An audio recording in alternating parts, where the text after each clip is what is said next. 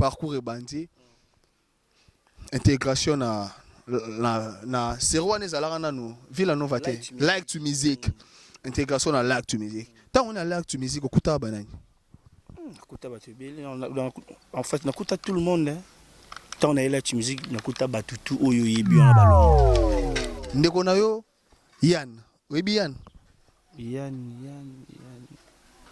Yannick oh ya Ibrator non Yannick wa Ibrator te Yannick wa bina filé Yann on a bien na mona pas bien filé je le connais mais comment on est bien on te mais tant on tenga Kumu Yann Kumu non là ba comment on tout tenga na habité mais tant on singa que non Yannick a bien filé ndé na comprendre nango ouais mais voilà est-ce que je peux savoir moi vos relations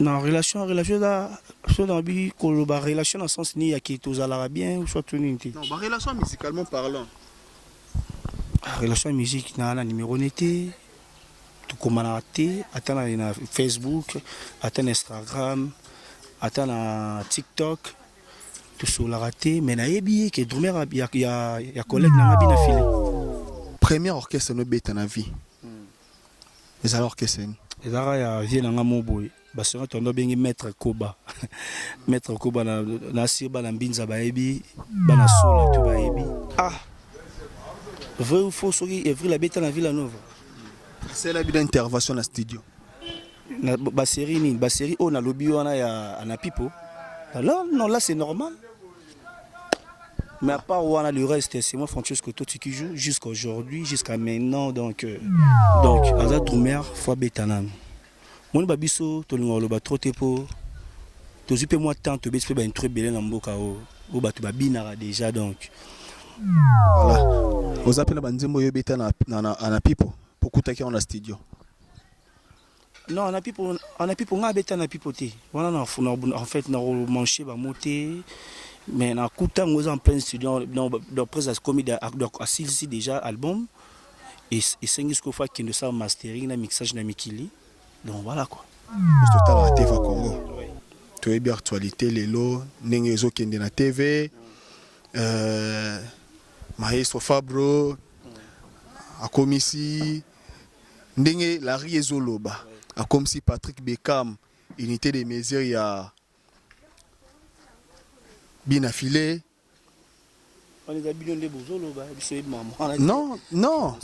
Non, biso de toloba te. Po biso toloba, tozotala ba dire oyo ezolek boma na TV. Biso tout oza bana maestro. Yana papa monte sur moi na longo na ndako afinga moi na epo moi na quitter na parler na jamais.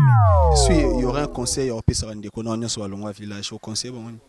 Notre conseil na pesa bango omoni ba materazi ba acoustique déjà mais dernièrement acoustique à Rosalat bino webi ele ka lo bal mais moi comprend que notre père azara père tout chana c'est massa uta Rosala ba soleil na papa na est très bien donc voilà on écoute en plein boulot en tout cas pour nga non c'est ba fanatique à bonne musique nga na temps ya loba ba mambo ti soki awusane tondire bon tout ça batu ala mutu opinion na e za munoro na e maloba na e donc loba wa loba quelque part je suis pas mutu dans net ngana camarade ya patron na e tant le cas manquer ba respect bo ils le roi manquer a toucher patron indirectement donc ala muninga na été non tikala rapiko dans muninga na été mais ngana linga tout ça la musique tout ça là hello c'est bien mon chef Yann la tempo na oui fait bien ça moi tout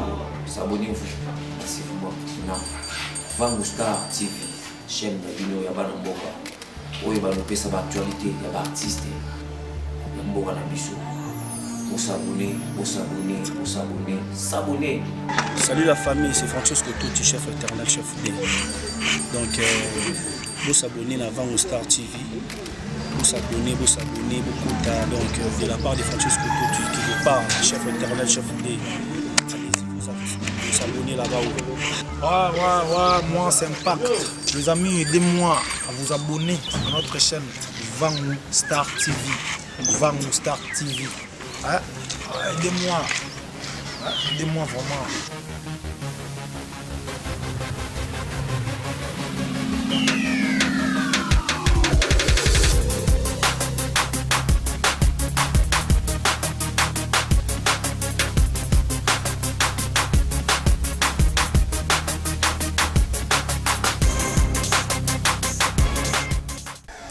Bienvenue chers internautes à ce nouveau numéro du jour de notre émission Couleur du jour. Couleur du jour, une émission des exclusivités, une émission où il y a des détails, il y a vie artistique, il y a des stars na Congo, il y a des domaines qui sont confondus chaque jour. Une émission qui n'est pas présentée bel et bien à moi, votre humble présentateur, Van Star. Une émission qui est bel et bien présentée par votre humble présentateur Joey Star.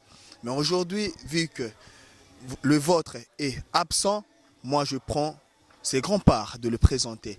Nous sommes là dans la résidence de Fabregas Maestro le Métier Noir, en mode travail, en mode préparation de ces nouveaux génériques, peut-être en humain, en son un peu besoin quand on est au bêta. Donc vu que nos maestros sont en train de travailler, il n'y a pas moyen de kotakuna. De nous tous aura chef Nabiso, Francesco Totti du village, le chef du village, tous voyez par rapport à la rumeur Oyo et Zoleka na internet au binonyo soboyebi affaire ya ba faux rumeur, affaire à ba faux rumeur et ningis internet.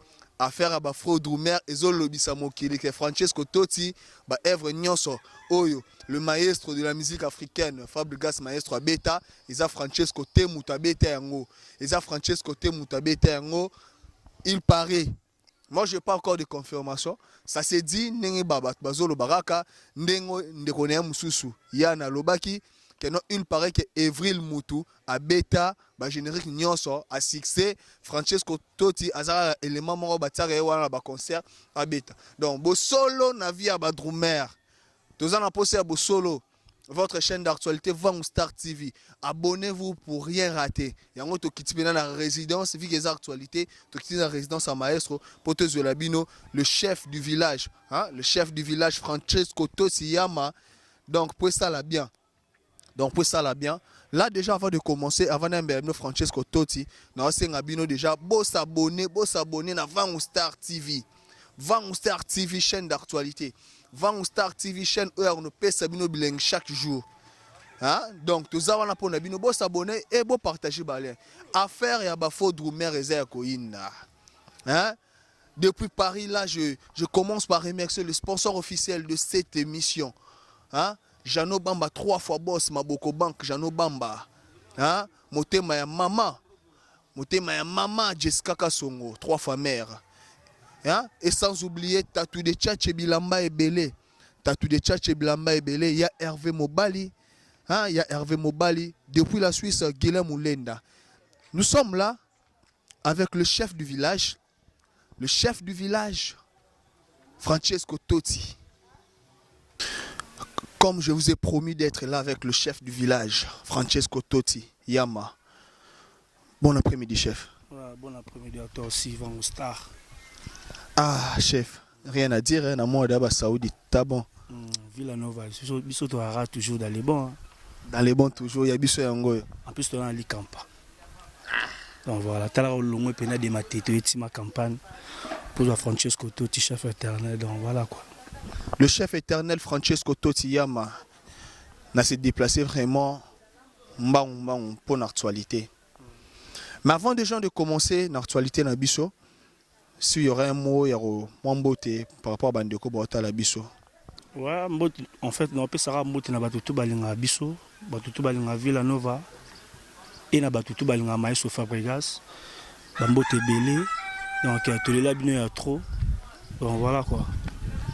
Voilà, Tolela Bino trop, comme le vient de dire le chef du village, Francesco Totti. Moi aussi, non, peut ça mot tenir Doudou. Il y a un mokolo, il y a Doudou Bessa, donc il y a Kati, il y a un cadre balai qui est bien et ça lit vraiment bien. Francesco Totti, toujours moi rapide car par rapport à Yoko na boulot. Francesco Totti. Mokile monira Francesco Totti lelo. Na bandi wana parce que c'est la première fois. Ou les la chaîne de Van Star TV. Donc, abonner à Bisso, il faut découvrir ce nouveau, malgré qu'il est déjà. Mais ils ont pêché dans 6 4. de faut ramba liboso. Donc voilà quoi. Vangu Star na leli. Mokili mon Francesco Totti, est-ce que mokili oye en résumé par quoi Francesco Totti? Ah, on a aussi loin, loin. Donc en fait, on a sali comment pour en fait dans pour en bref. La bannière musique dans 98, Tilelo, imagine-toi. Donc première faisait dans 99. Ouais, première fois on a bêta drum, que on a bêta drum mécanique, il a dans 99. Na manor bang à fort. Eh, ezalaka l'occasion nini? tu vois, on a ba praye, moi ndeza que non beaucoup tarachik so ndeza ezalaka na air mo ezalaka que non beaucoup ta kilt. Donc à partir de kilt tu vois donc ouais voilà pour sauter na école ba sangwa. Il a dit so oui bobimi na chic et na salle, beaucoup kilt. Donc mon a drum là qui wana déjà mon faut donc bêta donc bablo mo bon on a qui va prendre bien et puis voilà les lots 23 ans yango ya carrière ya makamulanga ou na ekola copa donc voilà quoi. Les 23 ans de carrière, il y a Francesco Totti. Il y a Drum, 23 ans de carrière. Francesco Totti, bah abonné na eu avant Star TV. Bazolanda yo. Mais quand relanté bango 98, 99, première spectacle mécanique na yo, au bet pena ndenge zalaka. Ce qu'on a vu professionnel pena. Et comment il pena professionnel yo quand? Musique comment professionnel tant na katichik na Inas pour nga tangi na Inas j'ai fait 4 ans. J'ai salué mon ami Moulobo, Axel Mwimba, donc mon ami Ndombe, Bazé Belé, voilà, master tout le temps là-bas na Inas. Donc voilà quoi, donc tant on a tiki chik, tant on a eu diplôme. Après moi on a tiki mbamo, en fait na tiki mbamo chik, na vraiment concentré nous les. On est là qui na si tout va bien là-bas 96 et pardon en 2006. 2006, ni na kisko ko beta ce qu'on a orchestre quoi, qui a que longo boy compik boy donc voilà. Si les lots n'en dépend pas permis la maïs Fabo vieux changea stabilité quota donc nion son a pété donc il y a le bel route. Ça a vraiment fait plaisir à tous nos fidèles internautes au Botala Bissoula. En passant, je tiens vraiment à remercier la patronne de femmes quinoises, hein, Madame Monique Kassi, l'amie intime à notre très chère maman Amida. Maman Amida, donc, Bambote Bele, Place Bozali, Bamero, Batikaka, Vangu Star TV. Francesco Yama, à partir de 2006, et comme une profession, Boulé Bandé. Boulé Bandé, Light Music na 2013 et puis voilà Tilelo donc 7 ans 8 ans dans 8 ans on a okinde donc on a toujours pembe na maestro pe na rozala toujours pembe na. Vraiment ainsi dit Francesco Totti Yama. Francesco Totti na minute yo bandeko bota la biso belé hein na minute yo Chico Mutombo l'argent paie le papa le partenaire ata la biso. Premier orchestre no beta na vie. Les alors que c'est. Les ara vient na moboy. Basera tondo bengi maître Koba. Maître Koba na siba na mbinza baebi, bana sola tu baebi. Donc na banda pena de mama ya orchestre pa na étant na longo wana. Na yako kende et pas vient na mo Charlie, jugement de jeunes, tout ça na ba Luxembourg à maison mère. Donc ex-mission maison mère na loba quoi. Luxembourg soliste tout ça na bango. Tant na longo jugement de jeunes na qui ouais tant na longo na bête en fait na ken donc na bête ka presque na orchestre belé ya ba quartier po biso bena maman to kemba lango biso kembi fort na monde na ndule père na ngala mère na nga ba ebi bano pexanga musique mais maman mtando lingana sa kopango ya omoni lelo naza après na kuta na academia et avant na kuta na academia na orchestre ya vient na prince d'Angola tant longo maison mère à ça l'orchestre ne moboy et considère biso to la wana pembeni tu vas travailler na ensemble qu'on a pena la chef d'orchestre et ça tant on a quitté et pas prince d'Angola la kenda big star pas venir sur des fois bah c'est vraiment général des fois qui na Kenya par rapport à mambo comme la raille quoi moya bodalité mais biso to on travailler na le collègue na ngiringi wana donc on a ba venir na Berlin numérique ba venanga ba Wilco ba venanga ba des bronzes donc masalanga pe golé solo pas arrêt pas fali atika na mikili donc to dara na bango ensemble na big star et ça la ton la longo na na académie pas venanga samchitu cheke varamente na PCP bamboteza ici kazali ba bon séjour na ton la longo wana ndena ko yepa Maestro Fabro À partir de 2013. à partir de 2013 qu'on a intégré ce groupe Maestro Fabro ba c'est on est qui light music pour le Roma Villanova donc c'est on a light music to là qui déjà donc na ba tout monde na ba longo wana ba tout ba Roma oboya na ba Roma ndima to za na ba ensemble. Donc voilà quoi, parcours à Francesco Totti en moi. Vraiment, ce bel parcours de Francesco Totti. Francesco Totti, le chef du village, a fait vraiment plaisir à tous les internautes qui est vraiment connecté à ces moments, qui nous suivent en direct de votre chaîne, hein, Vango Star TV. N'oubliez pas surtout de vous abonner pour botique à la pena, la file d'actualité, la biso activer puis cloche à notification pour ça là bien. Hein? Ingénieur Kanda, Ozoyoka Francesco Totti, le chef du village. Ingénieur Choukran, Ngwasuma, Mbote. Sans oublier DJ Pablo, Ngwasuma, Mbote, Belé, vraiment. Bozoka parcours, il y a le chef du village. Depuis Paris, ça fait plaisir hein, à tatouer les tchats et Bilambé Belé depuis Paris. Ça fait vraiment plaisir. Ah, parcours et bandit. Avant déjà de commencer avec ton parcours, j'aimerais bien savoir, papa et maman, ils ont envie? Ouais, père na mère Bazali, papa Georges et maman Kato. Na pesi bon pe bambote sika Bazali, donc papa na maman Baza. Le père est fonctionnaire à l'État, a travaillé dans SNEL, donc c'est un cadre. Donc voilà. Quantième de la famille? L'aîné. Ah! Mais ma kilo, hein? Charles Kolo Marambo. Kilo, on a mis dans le village. Donc voilà, l'aîné de la famille. D'une famille de? D'une famille. Nous sommes nombreux, hein? On est 10. 10. 10, oui. Donc, on a des moutayambo. Puis le reste, donc, bon, je ne suis pas à 100%. 100%. Donc voilà quoi. Viens la mère, puis donc, Baloba Mounambo à la palais. Mungala 100%, le chef Francesco Totti, le chef du village de Maestro Fabro. Là, en passant, je tiens aussi à saluer hein, Mungala, Josana et Koma Bakota, mère boss. La personne Bambote place aux alliés. Sami et Koma Bambote, à toute la famille Koma Bambote vraiment. Hein? Bangala, Manassa c'est l'imbattable monsieur le réalisateur. Hein? Ils sont congolais. Vango Star en exclusivité, vous voyez, le chat internaute. Tom Panzouana. Ils sont Panzouana, congolais. Le chef du village, parcours et bandit. Intégration na Serwan et Zalarana nous Villanova like to music intégration à like to music tant on a like to music au Kuta Banani en fait on a tout le monde tant on a like to music on a batutu oyo yebi on a balongwa sauf rien donc sauf mututi on a tout le monde donc voilà donc ouais donc équipe nyonso oyo est-ce qu'on a Simon on est bakuta yo ben voilà. Bon, il faut pas que tu ailles. Pour que maman te bagne moi kala na orchestre ya. Tant on l'acte musique au Kutaka imparti les boursiers du village. Il wana ancien donc en fait muta memanga kokota Villanova Isaïe na vient na ngati depuis Chombinza Boussole. Ah bon. La basa qui na kota light music bango. Donc voilà. En passant vraiment, je tiens aussi à saluer l'artiste impart qui nous suit les boursiers du village. Hein? Artiste moi sur la bien bambo tebele place aux alliés. Au côté l'acte musique au côté on a œuvre on a déjà succès Anapipo en plein studio et ligné bima et puis bisotoyer quoi tu quoi intégrer mouvement et ça l'a payé on a côté mouvement après quelques mois générique à Madou Bimi machin donc puis voilà vous appelez banzembo yo beta na Anapipo pour côté on a studio.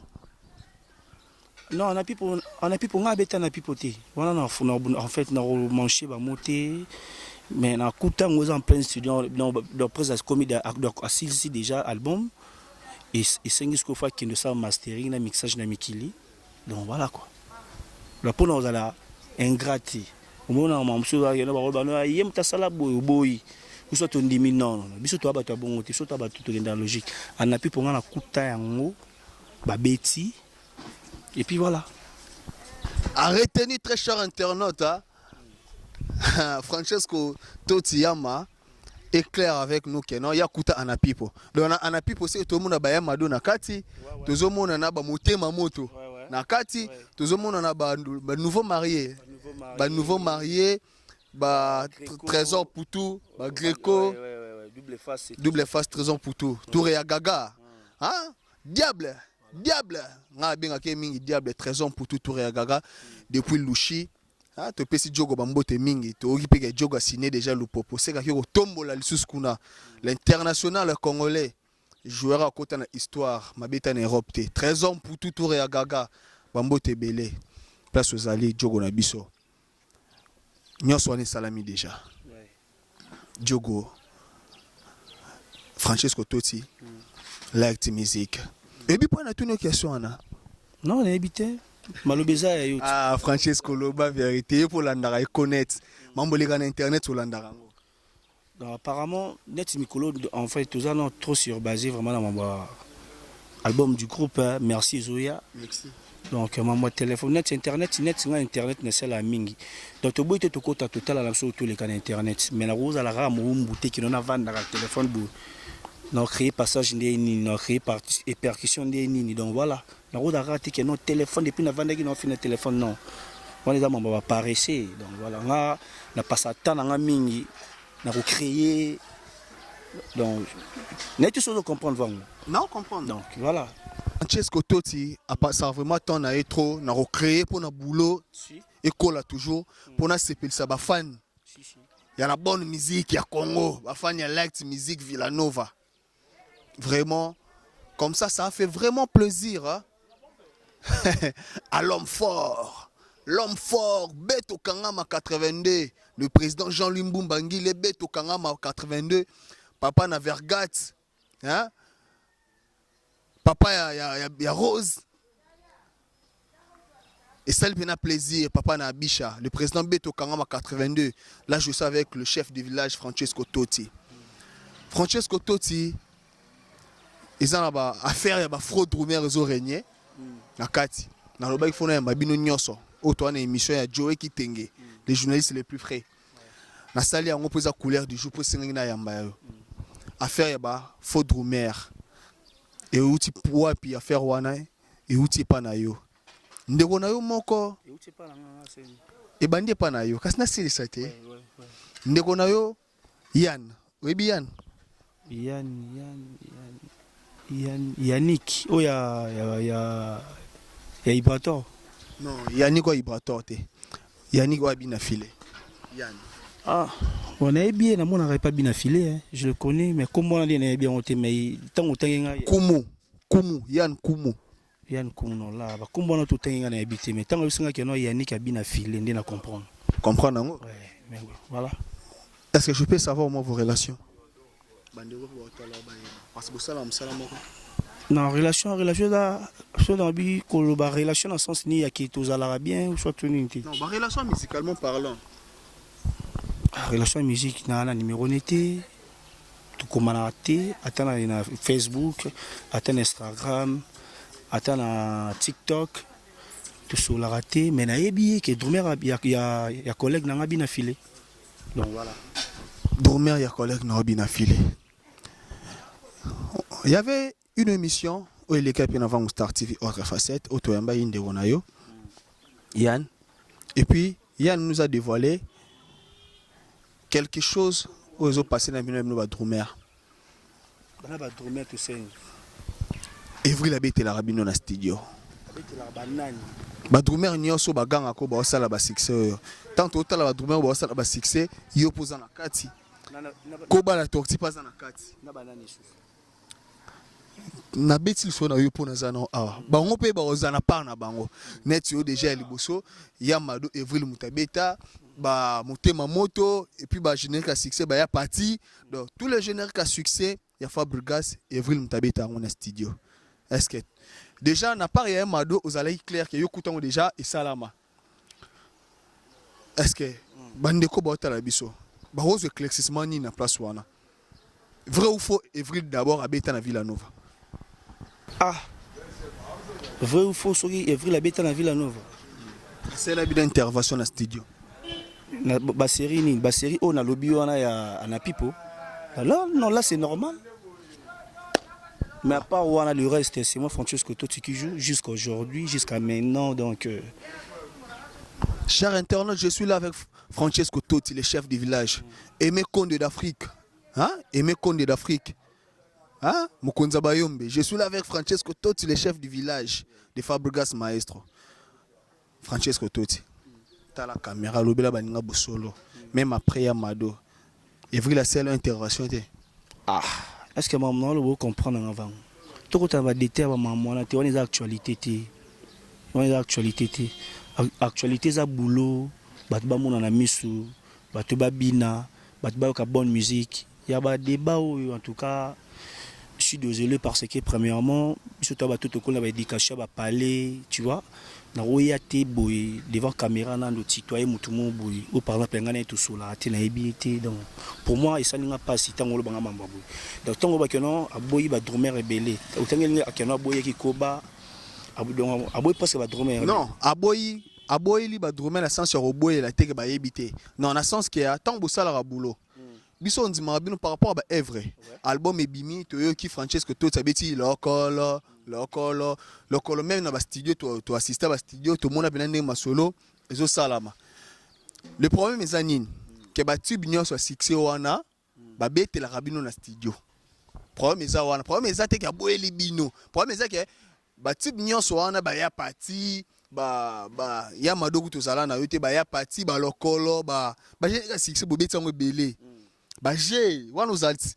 Bagé poison antidox babete lango bino na studio yo momoni okuta en plein boulot en tout cas pour nga na senga ba fanatique à bonne musique nga na temps ya loba ba mambo ti soki ausane tonire bon tout ça batu ala mutu une opinion na e za munoko na e maloba na e donc loba wa loba quelque part je suis pas mutu dans net nga na camarade ya patron na e tant les cas qui va respect ils ont le droit à toucher patron indirectement donc madame ninga na été notre cas la rappel dans ninga na été mais ngana linga tout ça la musique tout ça là pour nous allons bref en tout cas bana kinso la le mabe bolimbisangai na mesana nga le ba mabeti mais voilà le kamsu se peut les bino mais vous comprendre quand même en tout cas en fait na temps na été ya soit ya le ba mabe na mais il soit le mabe na ngal là ça se comprend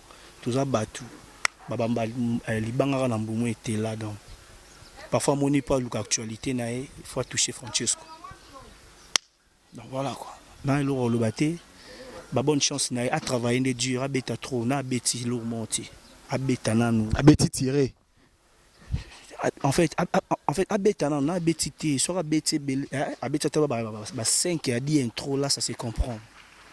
Si tu vois on a combien d'albums des albums nani Yann en actualité tu vas au star moi monter pour ça m'emboter c'est un ami nalinga ke fort na mona sala boulonner bien je comprends er mona tala ba répétition na bango na mona ndabeta ra oh yo tala na yo te ko tala moni ke na bombi te na lobi vérité na lobi bo solo er moko na ko taper na ozaper bona moni répétition bina fili bon na cliquer na tana na moni mona ma beta drum na rap c'est normal abet un album abet na rap moi je suis album c'est normal ça drummer tu vois jouer on a pas ça ba aventure non donc ça drummer fois betanan moni ba biso to lingolo ba trop tepo to zipe moi temps to bet ba intro belé na mboka o ba to ba binara déjà donc non na le cas na TVT na lo bateke non voilà ngai ceci c'est là non to pe ça ba bonne qualité ba bon boulot na peuple congolais ba bina comprends tu vois. En fait, net Yannick qui n'a pas Yannick, connaît Yannick n'a pas l'année fort donc à ça boulot naé abetanan. Donc c'est ça le problème abetanan. Abetanan, merci. C'est quoi tes relations avec Banderono Moussou artiste? Tu l'auras très bien presque tout le monde. Donc là on a une inimité. Comment quoi batroumer? Tout ça on a passé une vie dans un ketchup les fondé. Donc on a passé Bambote Belesi Kazali, vient dans un Sege Mino Maniata. Papi Kakol c'est bon de la machine, n'a pas suivi dans un roucoulé, n'a pas suivi dans un Masalanga Arnold Madouma, n'a pas suivi Franck Mbote, n'a pas suivi Koba. Tokti Génial, na PC Bambo Tebele, ici Kazali, na qui est Abidjan, Bazadi Anakin, donc voilà, pour moi, qui est notre Rassar en kin, donc. PC Yann Mbote. Non, on a PCP Yann Mbote, Koumoua. Comme on a PC Bambo Tebele, ici Kazali, donc c'est la famille quoi. Tobo, il y a des débats inutiles, des polémiques, nous avons tout ça dans le tu vois, on a raté la TV, on a c'est bon, la TV il y a 5 millions manata, ou soit il y a 5 millions manata, la TV il y a champion esthétique, donc nanti. Pourquoi biso ba notre Hollande, on a sima tout dans la exemple na bango ti donc photo Hollande ba viona, c'est là ba traça, ba zakasa ranking, malgré ba orchestre zara na ba guerre d'esprit, mais là ils ba kutani ba solaka. Donc biso peto me quand peu Hollande lokolo ba vie et ça biso bien. Donc conscient on peut ça ba master tout ou ba do beta lelo na ba orchestre. Tout là dans le coup la vie bavé batikala robo ya na jamais alors biso mo pe tout tika na robo ya na za na important te za na on actualité donc yango on a rare et sali bongo bien vraiment bandeko bazotala biso nous chutons déjà avec notre émission hein, couleur du jour ya lelo et comment kene déjà na suka et comment kene déjà na suka ah vraiment toyoki Francesco Totti nenga sololi et sali bongo plaisir na ba cher internaute nyonso baotala biso bandeko nyonso baotala biso sali bango vraiment plaisir ya makasi hein makambo ezali Francesco Totti oui. Par rapport ya bandeko na yo nyonso balongwa bazebele par rapport ya biso total à TV Congo oui. Tu es bien actualité lelo ndenge ezokende na TV Maestro Fabro akomisi ndenge la riezoloba a comme si Patrick Beckham unité des mesures ya binafilé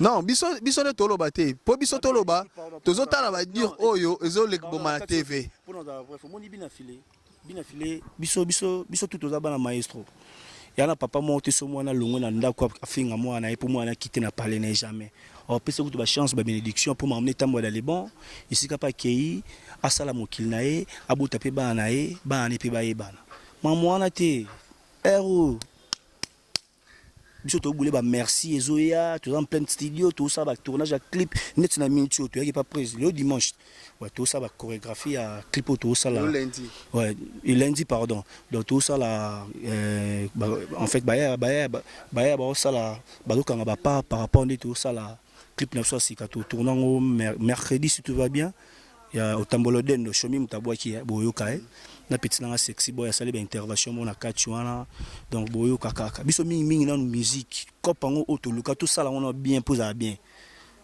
tout tikana ba blomo boya luka en fait binonde ba journaliste beaucoup mo tcha biso na ba erreur donc voilà bosko na lo bani erreur par rapport ya nini ndenge na tuni nango question so répondre na yo bien ngana soka na erreur non en fait bina filaza mona maestro ndenga pe Francesco na mona maestro ndenga Joël Saint-Oza mona maestro donc tout le monde oyo ba uta a ndebiso tout oza donc papa mota ko bloba moi ne mabe donc jamais ndenge na tuni yo question non répond no bona soka na erreur non sali bien maintenant na ngaka na éclaircir yo pour me mangala ba détail ya buzo bati donc voilà tout kota vraiment kuna troté pour biso ming boulot Toko t'as vraiment qu'on a trotté. Si il y aurait un conseil au pesa rende qu'on a sur le village au conseil bon. Notre conseil au pesa bango au moni ba materazi ba acoustique déjà mais dernièrement acoustique à Rosalat. Bino webi le cas le bar mais moi comprends que notre père azara père. Tout chana c'est massa au Rosala ba soleil na papa na est très bien donc voilà. Et ça le plaisir bon on a bande ko non so ba la biso. Quand on a chef, on dirait qu'il y a répétition, photo libérée épée. Chef, un mot de la fin de Rosaline.